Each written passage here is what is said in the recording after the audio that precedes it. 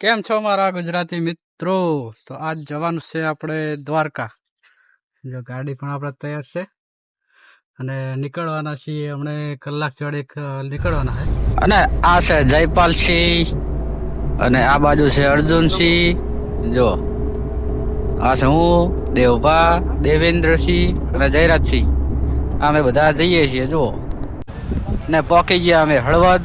ત્યાં હળવદ ચોકડીએ ચા પાણી કરવા રોકાણા.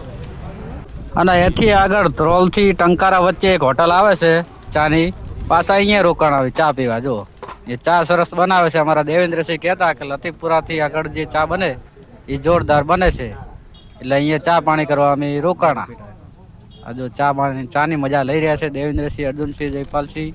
હવે દેવેન્દ્રસિંહ અને અમારી ગાડી પડી છે.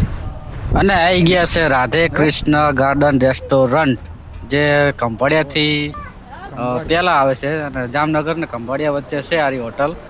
જમવાનું ક્યારનું સરસ ગોતતા હતા અને મળી ગયું. જો આ છે જમવાનું. જયરાજ છીએ અમારા. જો સરસ મજાની કઢીનો લાવો લઈ રહ્યા છે. જો છે ને ટેસ્ટ કેવો લાગ્યો? જોરદાર ટેસ્ટ. દેવેન્દ્રસિંહ ને દેવભા અને હું આ છે અમારું સર્કલ. જમવા બેઠા હતા અને જમી રહ્યા. જો સરસ મજાનું જમવાનું સારું હતું ને મજા પણ આવી. સાવ દેશી જમવાનું હતું. ખીચડી કઢી ને શાક ને એ બધું હતું. એટલે જમવાની મજા આવી. અને આ છે હોટલનો બહારનો વ્યૂ. જો અમે ગાડી અહીંયા પાર્ક કરી હતી સુરતથી જાય ત્યાં. ના છે જો હાઈવે ઉપર જ છે. ને ફાઇનલી પહોંચી ગયા અમે દ્વારિકાધીશના મંદિરે.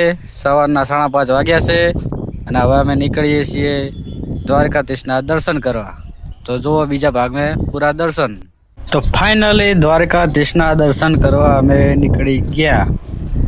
અરે જો સામે છે એ દ્વારકાધીશનું મંદિર દેખાય છે. જો ઝૂમ કરીને જોયું આપણે. જય દ્વારકાધીશ. અને જો અમે બધા ભાઈઓ નીકળી ગયા છે દર્શન કરવા. સરસ મજાના ચા પાણી નાસ્તો કરીને એટલે જઈએ તો હવે આગળ દર્શન કરવા અને તમને દેખાડીએ દ્વારકાધીશનું મંદિર. વિડીયોમાં બન્યા રહેજો. જો આ છે જયરાજસિંહ. અમે સાથે સાથે જઈએ છીએ અને મંદિર નજીક પહોંચી ગયા. અમે આગળ છેલ્લી ભીડ છે એ હવે ત્યાં જઈને ખબર પડે.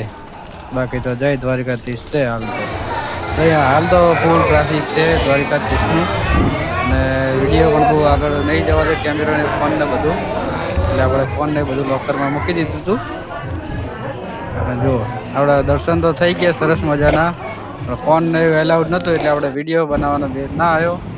એટલે જો આ બહારથી દર્શન કરી લો. જય દ્વારકાધીશ.